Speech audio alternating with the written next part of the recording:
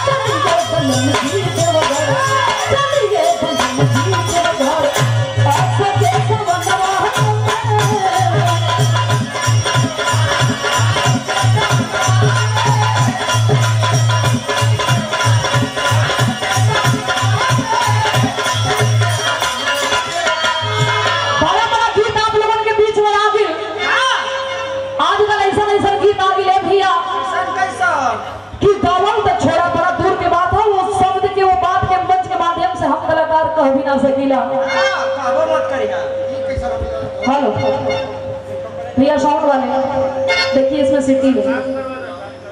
Hello hello और बढ़ाइए। Hello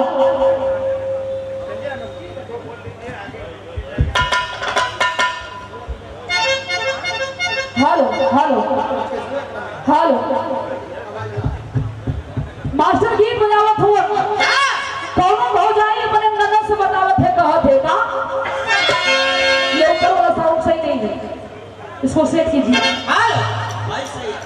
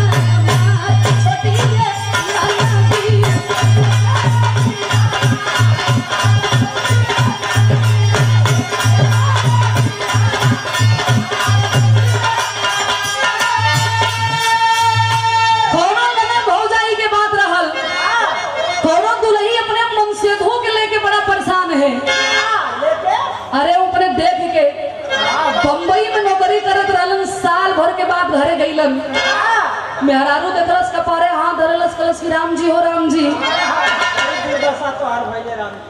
कलस की कैसन ये सुखा गिल हुआ मर्दा कहे सोम मेहरारू के जात बहुत टिपी टिपी बोले ली तो के पता है कतना हम मेहनत करीला कहे मेहनत करीला का करेला मर्दा कलस के हम बम्बई में डबल ड्यूटी करीला डबल ड्यूटी कहे डबल ड्यूटी के मतलब कहे दिन में फैक्ट्री संभालीला रात के हाथ मशीन चलाइला ई कौन मशीन है पावर लून हो मतलब कपड़ा बिने वाला यानी कपड़ा बिने वाला फैक्ट्री में रहत रहा मेहरारुआ गलस के बाकावा में दम कुल जान गिल है अच्छा तो कोनो मेहरारू अपने मर्द के कहे आ थोड़े देर खातिर बिजलाल जी भी अच्छा थोड़े देर खातिर मान ला कोनो मेहरारू अपने मर्द के कहत है आ हम बिजलाल जी से कहत ही देखा हम पहले ही बताऊंगी कि बात हर दिन जहे सटैबा वही सट जी तू नहीं बतावत है कहत है का जब तू कर भैया हो जब तू कर भैया हो सब दुनिया के चाकर में जब तू कर भैया हो सब दुनिया के चाकर में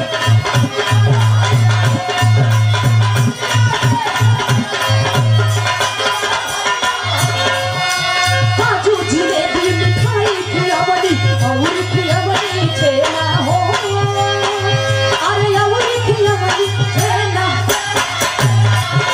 काजू जिलेबी मिठाई खियावनी और खियावनी छेना हो रात दिन हम दूध पियावनी रात दिन हम दूध पियावनी गिरी के बकर बकेला तुरा जाऊं तू कर भैया तू कर भैया हो सब दुनिया के चाकर में रजब तू कर भैया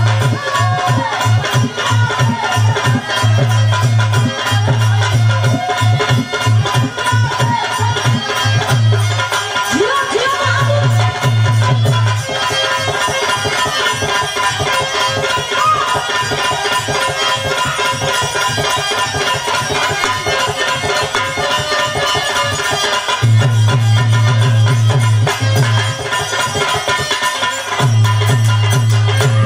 आइए ढोल करे जी कुल छड़ी का नंद होले एक गीत के हम शुरुआत करते ही जैसे में आज कृष्ण भगवान के जन्मदिन मनावल जाई और एक नई कहानी एक अनोखी बात आप लोगों के बीच में हम सुना दी आप लोगों बतावे ना भैया जहां न पहुंचे रवि वहां पहुंचा कभी कवि के लेखनी में एक आप लोगों की अलग पहचान सुने के मिली और यहाँ 4 लाइन घूमता है मास्टर वाह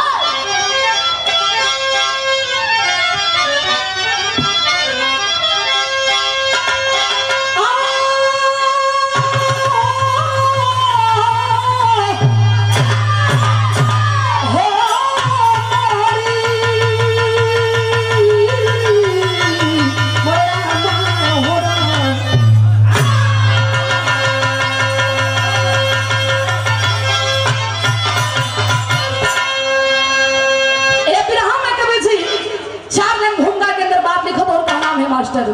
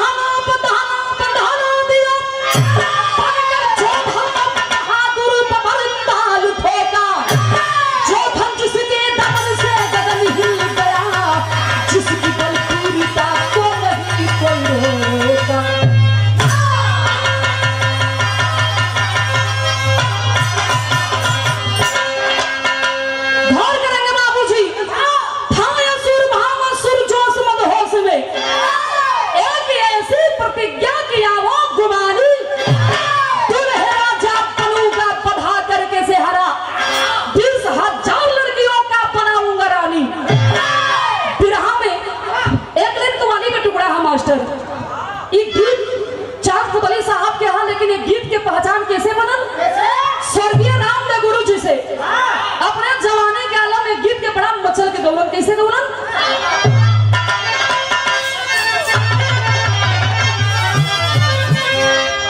अरे काबे अरे काबे तेरा जलवा काशी में न जाना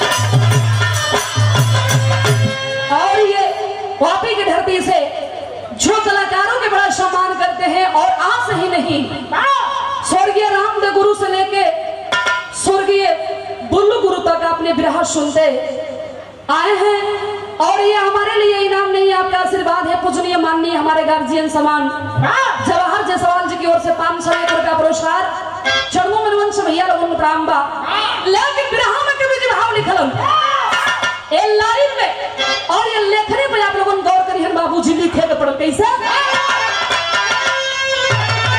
अरे मंजू से मिला मधुकरी तो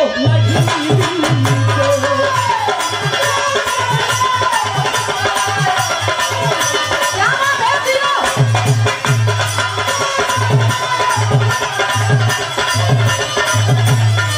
अरे मंजू से मिले मधुकर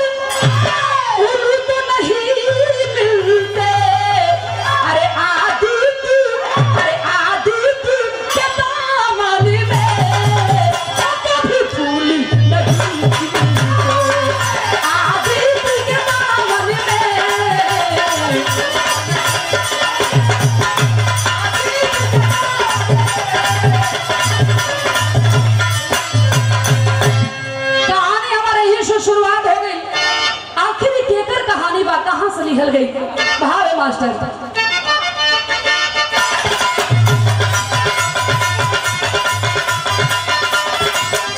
धरती पे बच गया है वो शैतान का डंका धरती पे बच गया है वो शैतान का डंका भारत ने सबको डाल दिया बलवान का डंका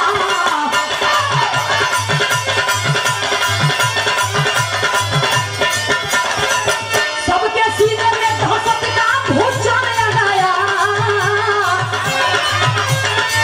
सबके सीने में दहशत का भूत जाने लगाया भामासुर मुरासुर का आतंक छा गया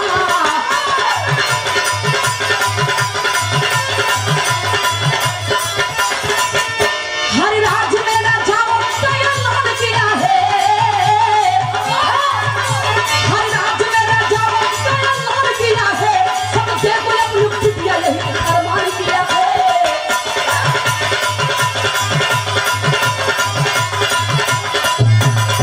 ए बाबू एक बात के आप लोगों ने समझ ली ये कहानी प्रज्ञापुरी से लिखल गई वही प्रज्ञापुरी के रहे वाला भामासुर और मुरासुर इंसान एक ही था लेकिन दो नाम से जाना जाता था बाबूजी प्रमाण मिलता है कि भामासुर धरती के पुत्र था बड़ा बलवान बड़ा बलशाली रहल एक दिन यही तरह दरबार सजल हो भामासुर ऐलान कर दिया कि हमने जिंदगी में जो चाहा वो तो हासिल कर ही लिया लेकिन एक दिल की इच्छा है और ये केवल हमारा इच्छा ही नहीं ये प्रतिज्ञा भी है का इच्छा का प्रतिज्ञा ऐलान कर दिया कि 20,000 कुमारी लड़की के अपन रानी बनाई और अपनी इच्छा के पूरा करब जितने लोग बैठे थे बाबूजी तलवा के नीचे से जमीन खिसक गया अरे ये पागल बन चुका है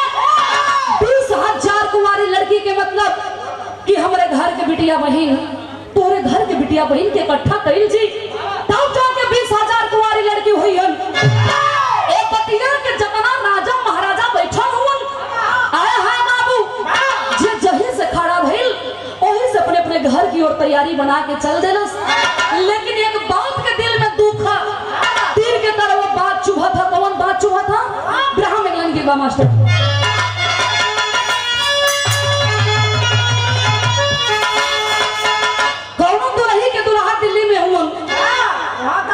नौकरी करत हूँ घरे गईलन संजोग से गाड़ी में इतनी भीड़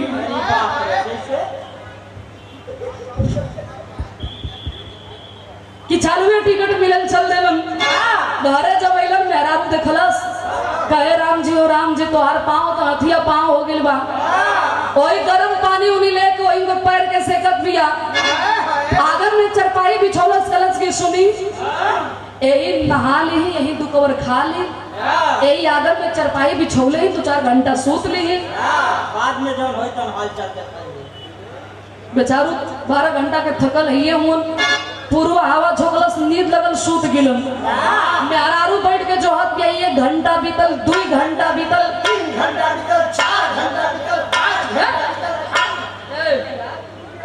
घंटा बोर हो गई आप प्यार से ना जगावत थे गुस्सा के जगावत थे कहे कि जब सुतही के रहे तो अरे मार का नहीं गिला अरे कोनो मेरा रो अपने मोरत कैसे कही काम लग रही तो मार ले ठीक है वो बताओ थे कह थे का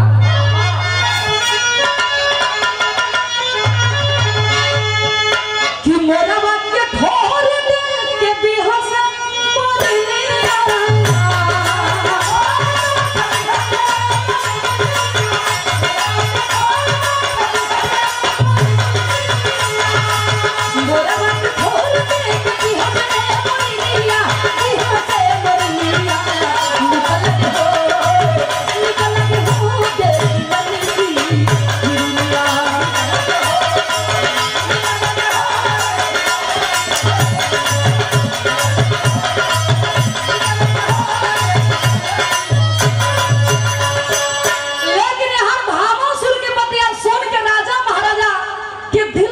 चुभत बात सोचत होन के बाहर अगर अत्याचारी पापी के साथ में अपने बिटिया बहन के शादी कर दे तो दुनिया के लोग भाई ना गद्दार कही यह सोचत हो का सोचत हो कि सपाई के दिल में भाभी के ये दुनिया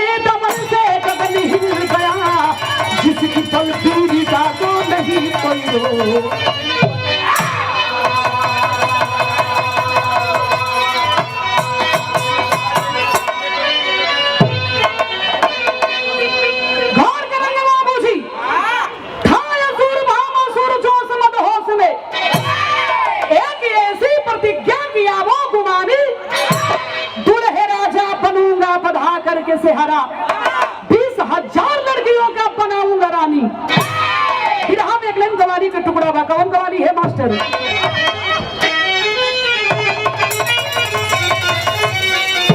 आया है इलान के स्वर्गीय रामदेव गुरु जी गावा, कहा गावा मास्टर?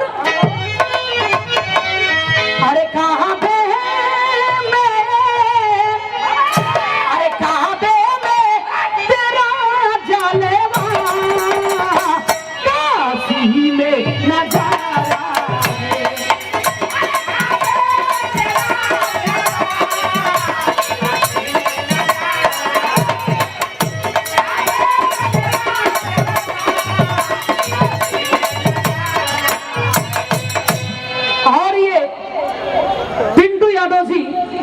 आपकी ओर से पुरस्कार 101 रुपया।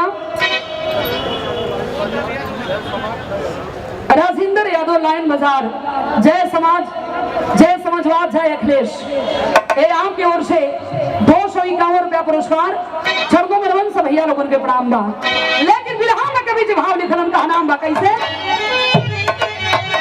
अरे मंजू से, अरे मंजू से मिले मधुकरी, तो नहीं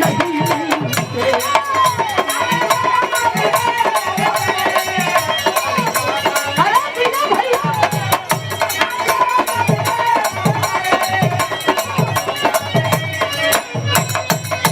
अरे मंजू से मिले मधुकर, उल्लू तो नहीं मिलते। अरे आदिति, अरे आदिति के दामन में कभी फूली नहीं खिलते।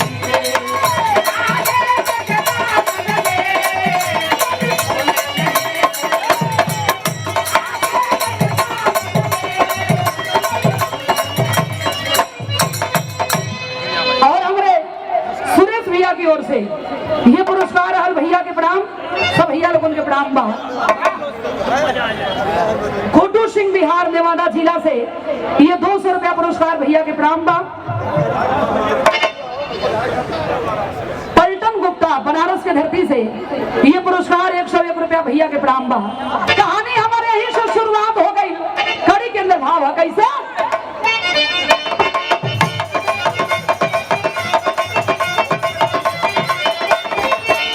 धरती पे कट गया है वो शैतान का डंका, धरती पे कट गया है वो शैतान का डंका, भारत में सबको डाल दिया भगवान का डंका।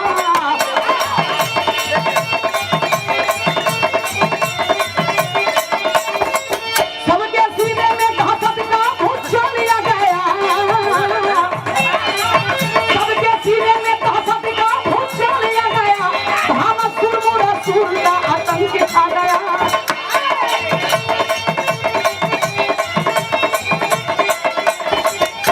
हरिराज में राजाओं का ऐलान किया है, हरिराज में राजाओं का ऐलान किया है, सब देश ने अपनी बिटिया यही फरमान किया है।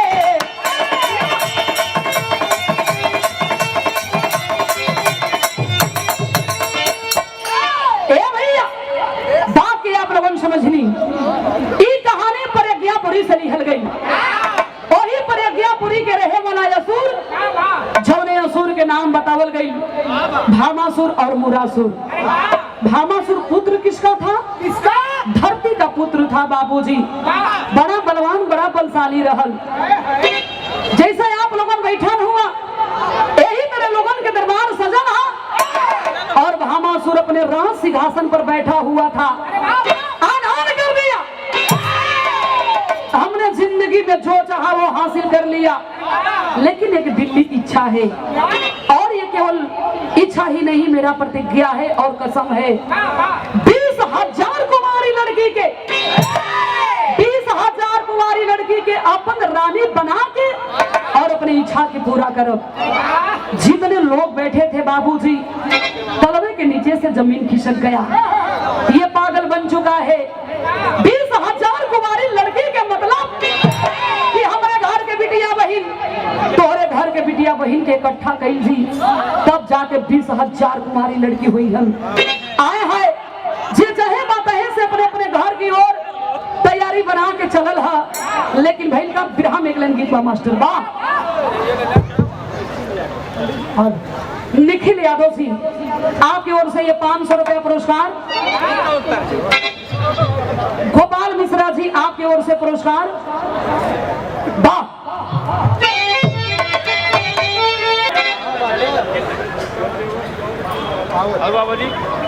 और ये भैया लिखले हुए छोटा देवर जौनपुर वाला कैलाश पाल, ये पुरस्कार है भैया के प्रणाम से भैया लोगन के प्रणाम बा।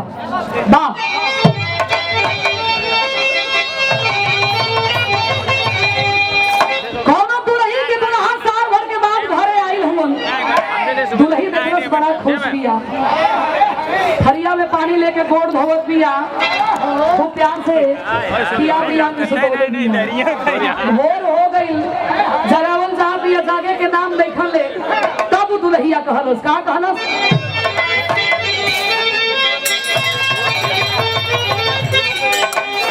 अरे मोरा भाग्य ठोर दे।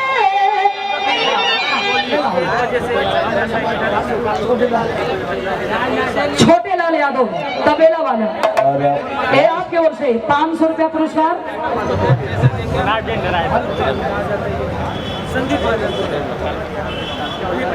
अब आएगा ये आदित्य जयंती के अवसर पर प्रतिमा आप देख रहे हैं भगवान श्री कृष्ण राधा की, ये यादव समाज थाने,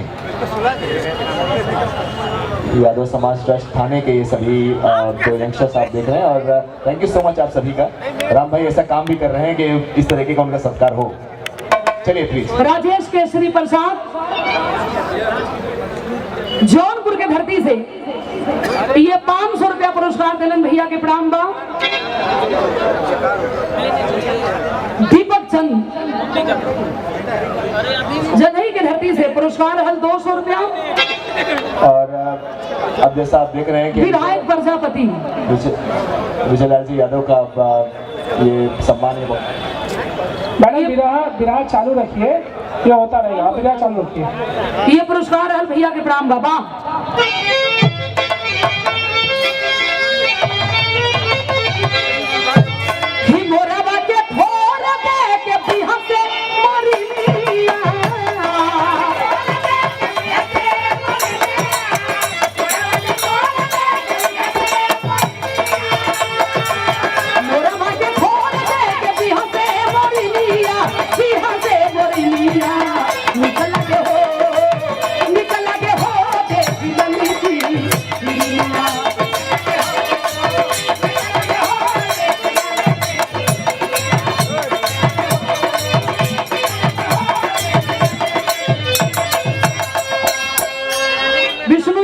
विजयलाल जी के शीश भदोही के धरती से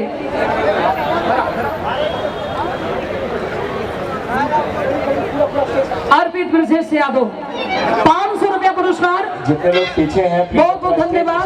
स्टेज खाली कर दें प्लीज। दीपक चंद हल्दिया इलाहाबाद के धरती से ये पुरस्कार रहल भैया के प्रणाम से भैया लोगों के प्रणाम बा। लेकिन भामासुर के बतिया सुन के यहाँ राजा महाराजा सोचत हुआ का सोचत हुआ, अरे सपाई के दिनों में देखा के ये दीदिया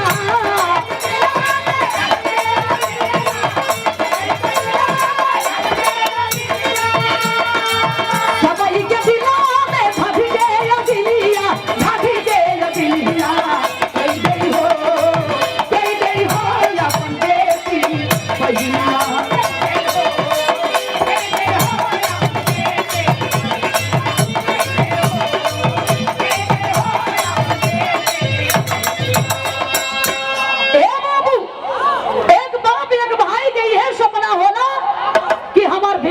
बहन वो घर में जहाँ जो घर में जिंदगी भर सुख लिखल हो, दुख के परछाई गिरा पड़े। कौन ऐसा बाप भाई होगा कि जो जीते जीते अपन बहन अपन बेटी के मौत के मुंह में डाल दी, इनकार कर दिए। नहीं, हम अपना जान दे सकते हैं लेकिन अपने बिटिया बहन के ये पापी के हवाले कबो ना करब। धीरे धीरे भामासुर के पता चल गया बाबूजी कि ये रियासत के लोग इनकार कर दिए।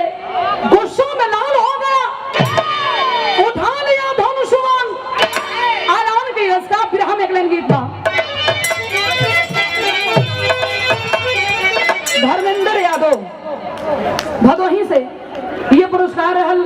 भैया के प्रणाम, सब भैया लोगन के प्रणाम बा, बढ़ाला।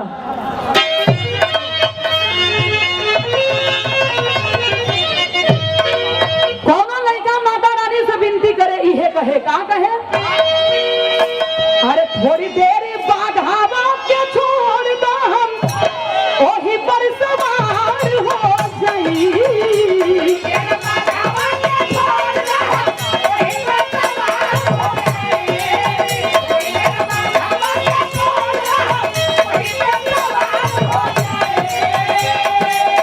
थोड़ी देर बाद हवा के छोड़ दो, वही पर सवार हो जाई। ए माई हो या कहने तू, ए माई हो या कहने तू, यही दाम बता दिया या तेरे सीमा पार हो जाई।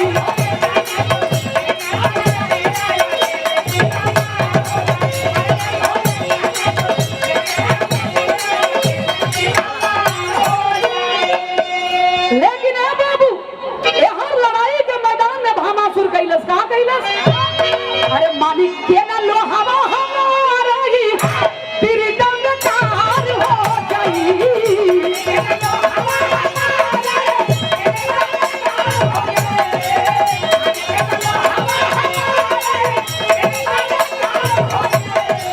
मालिक के ना लोहावा हमारी तेरी डंडकार हो गई। ए बाबू हो उठी जाता, ए बाबू हो उठी जाता, तेरा सारा मारी यादी माटी संसार हो जाई।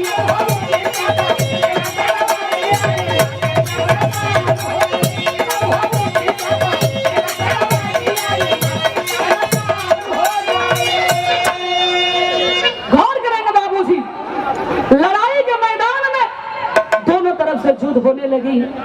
फरमान मिलता है कि हजारों राजा महाराजा के भामासुर गर्दन काट लिया। 16,100 कन्या कुमारी के बंदी बना के अपने किला में रख ले। इंद्र भगवान से नाम बर्दाश्त भइल, जाके मुरली वाले कन्हैया कृष्ण भगवान से कहते हैं कि हे कन्हैया जी, ए धरती पर आपके अवतार भइल, पापियन के मारे बदे, अबलन के तारन तार करे बदे, लेकिन आपके रहते हुए भामासुर अत्याचारी 16,100 कन्या कुमारी के बंदी बना के रख ले। ए बतिया के जब भगवान सुनलन तब मने मने मुस्कियात हुआ भइल, का तेरी के अंदर भाव है। अरे प्रभाकर जबले प्राची में रही, अरे प्रभाकर जबले प्राची में रही, वंश जब वंश हंस के गई हाँ दीवा करे दीवा करे। चल रही भगवान जाके भामासुर के समझावत हुआ। भुलई यादव से बढ़िया हूँ जौनपुर के धरती से, ये पुरस्कार हल भैया के प्रणाम बा। समझावत होन की ऐ भामासुर छोड़ दइए बेटियन के, अरे अपन बल अपने से कोनो बड़ियार आदमी को आजमावे के चाहिए। ये तो अबला जाते हैं, लेकिन वो अहंकारी वो घमंडी अपने अहंकार अपने घमंड में चूर था बाबूजी। कलश की है भगवान अनहैया कन्हैया अपना जगह पर होगा, बड़ा हमदर्दी जगह है ना दयावा, बड़ा हमदर्दी जगह है दयावा। भगवान मने मने मुस्कियाए लगलन, कला वो हो ही ना एकर घमंड बोलत हो। तब भइल का चलरिया के अंदर भाव है मास्टर।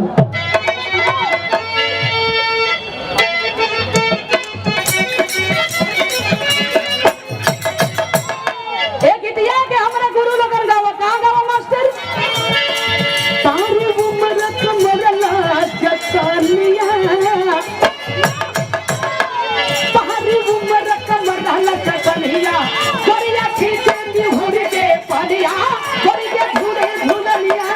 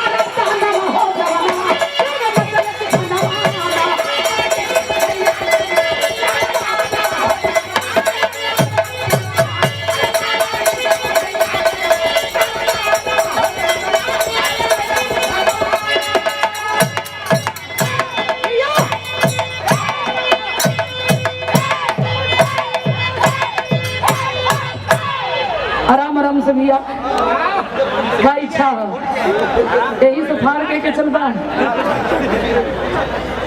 ए भैया वही लड़ाई के मैदान में भामासुर के गर्दन काट लिए मुरली वाले कन्हैया कृष्ण भगवान 16,100 कन्या कुमारी के आवाज दलन की तो लोगन आजाद हो जा सकेलू। भगवान के पैर पकड़ के रोवत थी कि मालिक दुनिया में कोनो सहारा ना है, आखिर हमन के जाइल जी तो कहाँ जाइल जी। कलम तब हमसे का चाहत हो, कली आपसे यह चाहत थी कि अपने चरण में जगह दे के मन के जिंदगी धन कर दा। भगवान कलन कली मतलब बाद में बताई, पहले 3 वचन बनवावा। 3 वचन बनवा के 16,100 कन्या कुमारी यही कहती है कि हमें अपना ला, अपन रानी बना के हमारी जिंदगी धन कर दा। भगवान 2 कदम पीछे हट गिलन, हट जाए की कला 1-2 जानी होतू तो हिम्मतो बनौती। हई 16,000 ले जाके करब का तो वचन से कटम नहीं, लेके चलम जरूर। खाई अब सुन ये हफ्सुन कहा भैया एंटीबायोटिक दवा है बोलते ये भगवान के हफ्सुन कप्सुल खियावत हुन। अरे वो दुनिया के दाता हुन, उनकरे मर्जी के बगैर पत्ता ना हिल सकेला। अल्लाह के अंदर भाव हो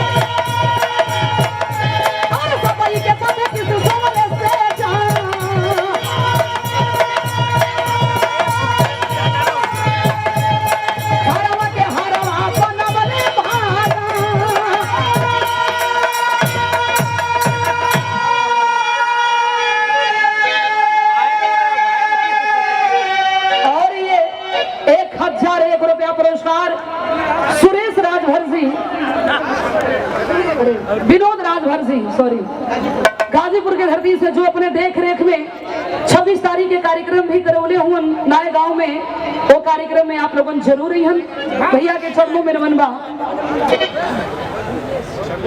नीलेश आजमगढ़ के धरती से ये पुरस्कार 101 रुपया। समीर राज 14 नंबर आपके ओर से ये पुरस्कार है। भैया के प्रणाम, सब भैया लोगों के प्रणाम बा। और ये जो 26 तारीख के कार्यक्रम बा नए गांव में खुला कार्यक्रम है, टिकट के कार्यक्रम ना हो, आप लोगों ने कार्यक्रम में जरूर ही है। शिव कुमार जी आपके ओर से ये पुरस्कार है, सब भैया लोगों के प्रणाम बा। गौर करेंगे बाबू जी। बुच्चन यादव जी ये आपके ओर से नेवादा के धरती से पुरस्कार 101 रुपया भैया के प्रणाम बा। प्रमाण मिलता है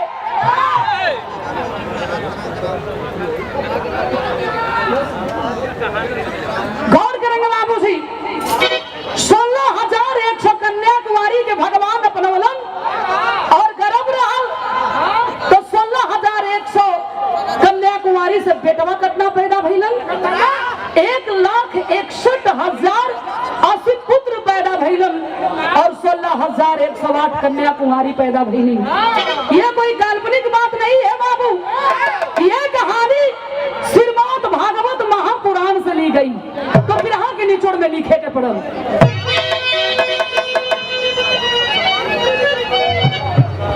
मुराना थाना सैदपुर गाजीपुर के धरती से ये पुरस्कार रहल भावा कैसे मोहने मन मोहन जी धरती पर अरे है बजा के बासिया सब कर रखले यार मनवा हो मुरारी रसिया